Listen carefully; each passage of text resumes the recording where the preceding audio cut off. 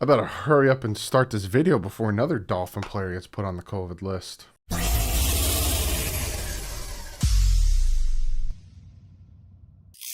What is up, Finn fans? You might be asking yourself, what's up with the hair? Went to a wedding tonight, got home, got to watch the Chiefs beat the Chargers. Very good game. Sitting down making the video. So you got fancy looking Doug. Fancy looking Doug. I was all dressed in a suit. It was the worst thing. I hate wearing suits. They're too tight for me. But yeah, we're going to jump into this. We're going to talk about the Miami Dolphins taking on the Jets part 2 in Miami. Very, very big game. A lot to talk about, from adding players to waiving players to putting players on injured reserve to it's just so much to talk about. But of course, before we jump into that, I do have to shout out my guys at Backroom Collections. Fantastic artwork, framed artwork. It's seriously just great stuff. If you want to grab yourself some, use the promo code DDW, you get yourself 10% off. And yes, I am giving one of their great artworks away. We just broke 28,000 subs. And I think end of the season, I'm going to do a nice giveaway. I might do a trivia live stream. First one to answer all the 4 trivia questions about the Dolphins correctly will get it. I think that's what I'm going to do. Make it fair. Kind of like a call-in type thing. But you're going to get the Ricky Williams Backroom Collection. I'll grab it. I'll grab it so you can see what it looks like. This beauty. Him stiff-arming. I don't think that's Darrell Revis. But him stiff-arming. It's the first thing that Backroom sent me. And it's a big thank you to you guys. So I want to shout them out real quick. Before we get into the injury, because I normally do my own razzmatazz, we do injury 5 things, and I give you guys my prediction, then we get to comment of the day. There's a lot that needs to be talked about. So first thing first, let's talk about the COVID situation. So Mark Mask, I think that's his name, came out and said the NFL is checking with public health authorities about its plan to shorten the period by which vaccinated and asymptomatic players could return to the team activities following a positive COVID test. He said this could be shortened to 1 negative test result instead of the current 2. If public health authorities give the consent to the NFL plans and the NFLPA agrees, this could go into effect soon, sources say, perhaps as soon as this week. That is very big. Because again, if you are vaccinated, not asymptomatic, geez, that's hard to say, you have to give 2 negative tests and then you can come back 24 hours. Now with this, it'd only be 1. And that's big because right now the Miami Dolphins have Jalen Waddle, Philip Lindsay, Savon Ahmed, Myles Gaskin, Holland,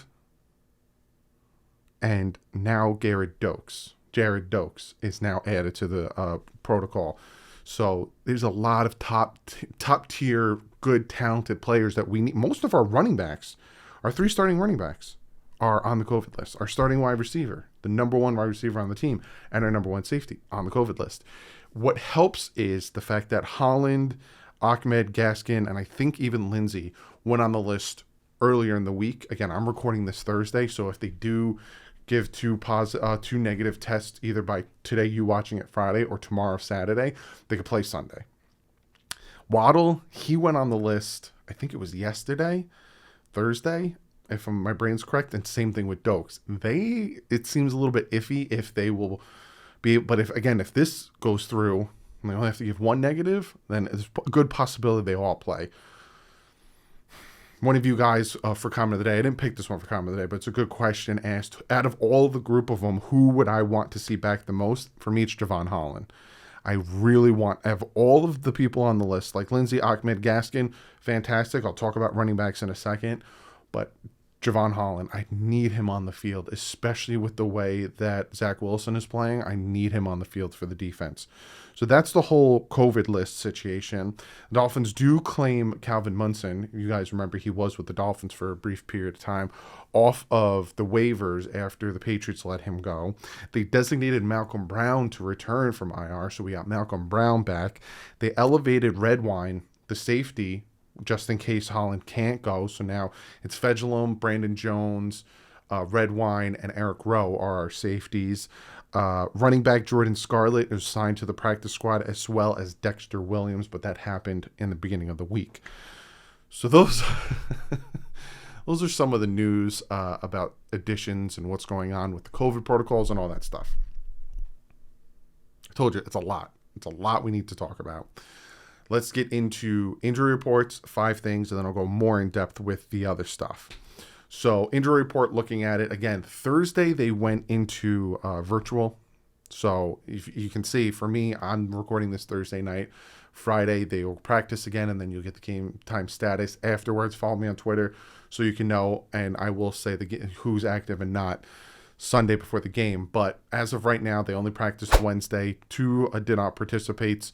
Hunter Long, illness. Devontae Parker, he got a rest day, and then limited 2 guys, Brandon Jones, Adam Shaheen, and then everyone else. And Sathan Carter, Michael Dieter, and Trill Williams were full. So Dolphins are relatively healthy when it comes to that, minus the COVID. And then Will Fuller, Flores says he doesn't expect him to play this week or practice this week. I don't know what's going on with him. Some people, I got angry, and I went on Twitter. I said, we should just cut him. At this point, you're paying him $10 million just to sit around. We should just cut him. Some people said we don't know what's going on, and they're right. We don't know what's going on. I heard multiple fractures in his finger. Could take longer to heal. I don't know. I don't want to speculate and be that guy, but fractured your finger like months ago, man. It just bothers me. I'm sorry. Then we'll look at the New York Jets injury report. Their corner, Isaiah Dunn, George Fant, Hassam, not even going to try to pronounce that last name, and Sheldon Rankins all did not participate Wednesday. Again, I'm pretty sure they went into virtual because there's like a lot of players are getting, I think we're up to like 57 or something. It's a lot. So I think the whole NFL went virtual. And then their guard, I'm not even going to try to pronounce his name, and then Danny Feeney and John Franklin Myers, they were limited and full. Michael Carter, Tevin Coleman, Quinnen Williams, and Trevin Wesco, full participants for them as well.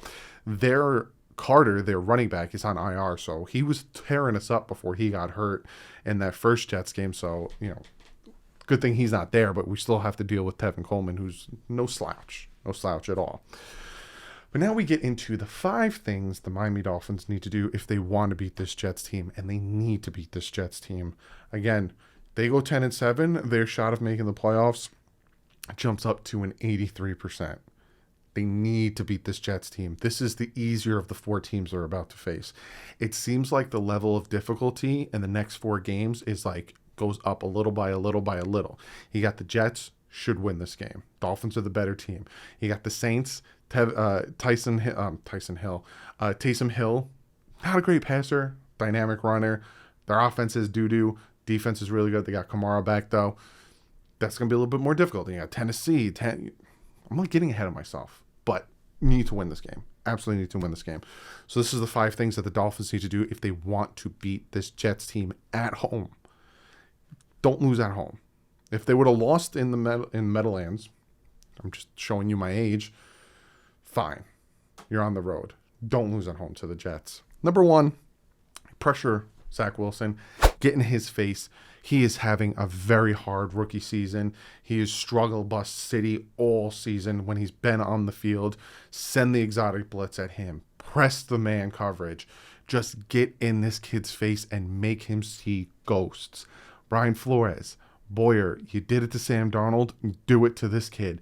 Make him see ghosts. Make him see... And the whole make him see ghosts is because players were supposed to run routes that they didn't, so that he was seeing ghosts out there is what Sam Darnold's saying. But still, Zach Wilson's struggling this season. Zach Wilson isn't looking good.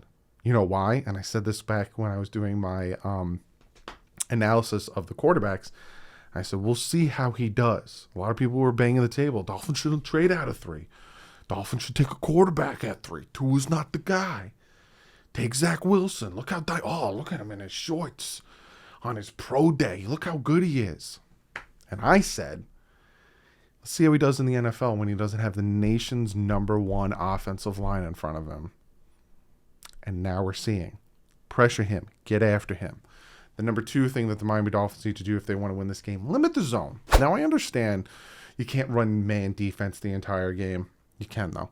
But I understand you want to change it up, especially with this quarterback. Mess with his head, so I understand run zone. But limit it. limit the amount of zone you run, because playing man, playing that pressure up front, getting after Zach Wilson, forcing him to make quick decisions is very important to win this game, because no, he's a rookie. So he's not going to be able to make the quick decisions like Joe Flacco did. So, but again, I expect zone. I expect to show the zero blitz and then drop back into coverage. And then all of a sudden Wilson has a timer in his head that all of a sudden gets all messed up because he's like, oh, I'm not getting all. I understand it, but it's limited, especially if it's 3rd and long or if it's, 3rd down. Send that blitz after him because it works. It worked against the Giraffe.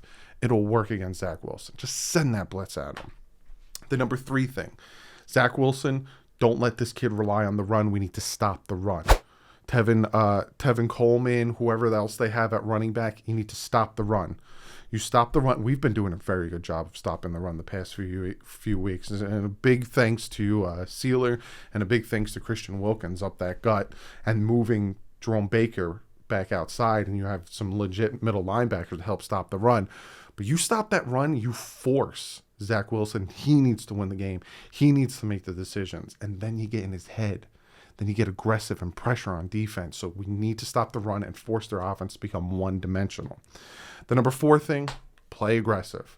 And I'm not just talking about the defense. Like I said, limit the zone. But you're talking about play aggressive. This goes to Tua. Be aggressive, my man. I know you can make these throws. We've seen you make these throws. And I know that in tight windows you can make these throws because we've seen you do it. If it's there, take it. Because that's the thing that's the thing, and I get it. He's young, he's going to grow, he's going to learn from it, he's going to get better. But that's the thing right now that drives me nuts with him is the inconsistencies where he will make a throw in the pocket, collapsing on him, stays in there, boom, 15-yard pass on a 3rd and 13, to Waddle, in between defenders collapsing on him, 1st down. You're just like, there's the it.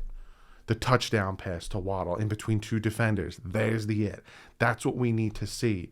The deep pass to Matt Collins. I don't care what anyone says about it being a punt or he had to put his whole body into it. Watch the film. I don't care what anyone says. There's the it. Be consistent with that, because then there's other plays where we had Waddle going on a deep corner route. Tua saw it, and I feel like he didn't want to float it. So he threw it to Durham Smythe. Like, he doesn't trust himself sometimes. Be aggressive. Also, but defense, be aggressive. Like I said, get after Zach Wilson. Play calling, be aggressive. Just, you're the better team than the Jets. It's not a secret anymore. When we were 1-7, or when did we play the Jets? I think we were like 3-7, I think we were like 3-7. You couldn't say we were the better team. I think we had 1 game on them. Now we're the better team. Be aggressive.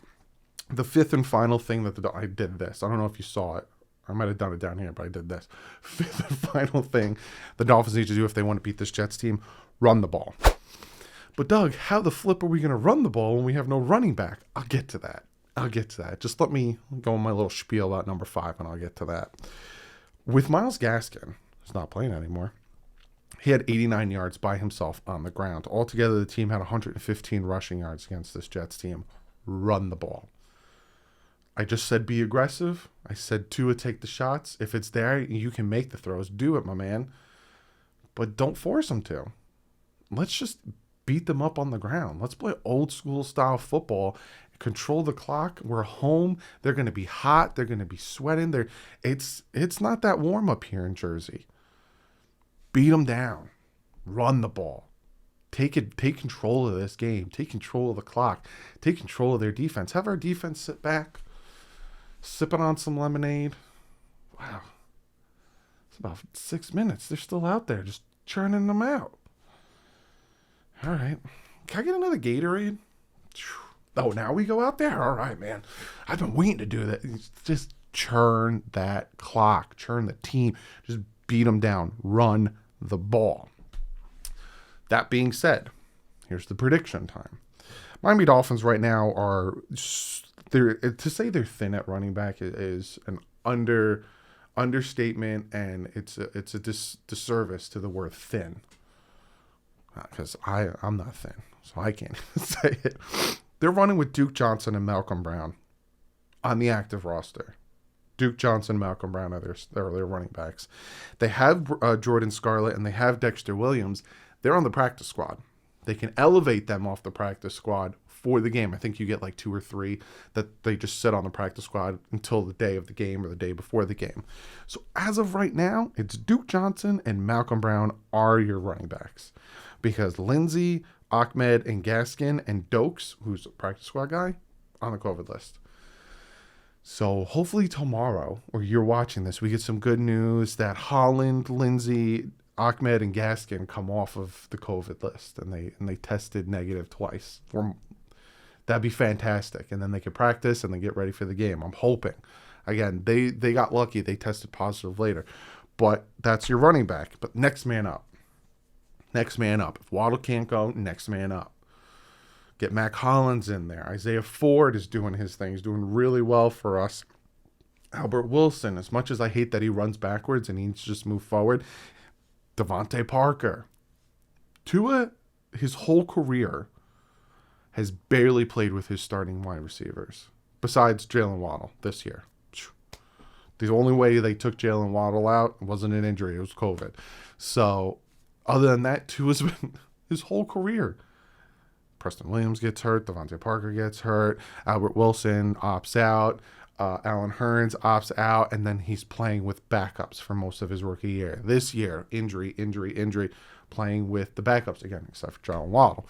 So, we're going to need a big step up from the next guy up, and we need Gesicki to get out of this rut he's in. He's in a little bit of a rut. Needs to get out of that. Help him out. Hunter Long, you got to do your thing. Durham Smythe has just been killing it. I'm super excited and happy with him. So next man up. That being said, Dolphins need to win this game.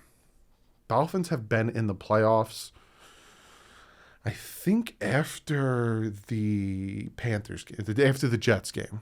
They were in playoff mode to me. Once they won 3 in a row, and it started to become a glimmer of there's a chance they were in playoff mode. You have to win every single game now. They're in playoff mode. There's no losing. You lose, you're done. Got to win this game. I have the Dolphins winning this game 24-17. I don't think they're going to shut the Jets out completely. I think Zach Wilson will do a few things here and there, but I do think the Dolphins will win this game 24-17. Comment below. Let me know what you guys think. Let me know what you guys think of who would you guys want to get back from the COVID protocol.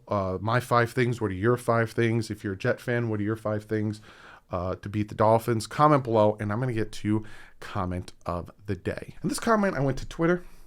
Give my Twitter peeps a chance at comment of the day. Again, if you want to be part of comment of the day, just below say comment of the day, and that's how I find you.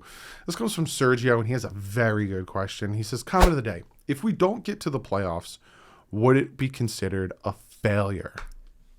Fantastic question. It's such a good question because there's 2 parts to that question, right?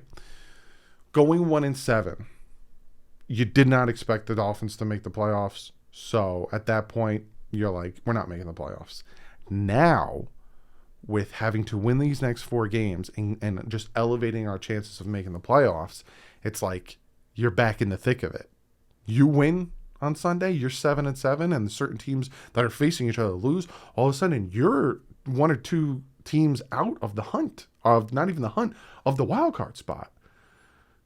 You go into Monday night against the Saints, potentially, if it falls a certain way, in the wild card spot. I don't know which teams have to lose or whatever. But now all of a sudden, playoffs aren't a laughing matter. You know, we went on that streak and we beat the Jets, and all of a sudden some teams were saying, you know, we win. Some fans were saying, we went out, we could, and people were saying, playoffs. You know, you won 3 games. 3 games. You're going to talk about playoffs being 3-7? Get the flip out of here. So, if you would have asked me this, I think regardless, not making the playoffs this year is a failure. Because you went 10-6 last year. You were 1 game out of making the playoffs. You're supposed to consistently build the team to be better than it was the year before. We did a 5-11 to 10-6. You built the team to be better. If they would have, fell off a game or so, right? 9-8 or 11-6 now it is. That's where my thought process was. You got to get better every year. So regardless, the Dolphins should have made the playoffs this year. You're supposed to build a team to get better. They didn't, though. because the most critical aspect of this team didn't get better in the offensive line. It got worse because Flores and whoever else thought they were smarter, and we're going to let Ted Karras walk, and we're going to let Eric Flowers go, who are doing fantastic as at guard in two different teams. So it's like we're going to let those veteran leaderships go to have an inexperienced rookie offensive line with Jesse Davis, who's hot garbage. That's your vet. It's Jesse Davis. I don't want him teaching anyone anything. I don't even want him to teach my daughter how to read because she'll miss words. See what I did there? So yeah, if they don't make the playoffs, it's considered a failure. You went 10-6 last year. You're one game. One game. It doesn't matter what that game was. Denver Broncos game, Seattle Seahawks game, where we kicked nothing but field goals and couldn't score a touchdown against one of the worst defenses in the NFL. The Bills game, the first Bills game, and the second Bills game. The first Patriots game where they just ran on us and just needed to stop the run. There were so many games last year that they should have won. You can't just pinpoint Broncos game. Tua Tagovailoa cost us the season. We should have made the playoffs if Tua wasn't the starting quarterback against the Broncos. God, I hate that kid. You sound ridiculous. Just stop it. You also sound like you're from Chicago.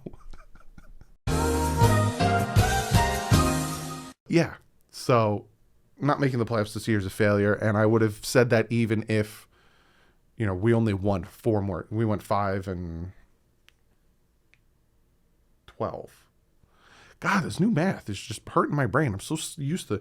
So even if we went 5-12, say we only won 4 more games, I'd still say it's a complete failure. So yeah, I went on this long, convoluted, breakdown, Sergio, but I hope I answered your question. Failure, yes. Regardless, you don't make the playoffs. Failure. How do you go from 10-6 to not making the playoffs? But yeah, that's it.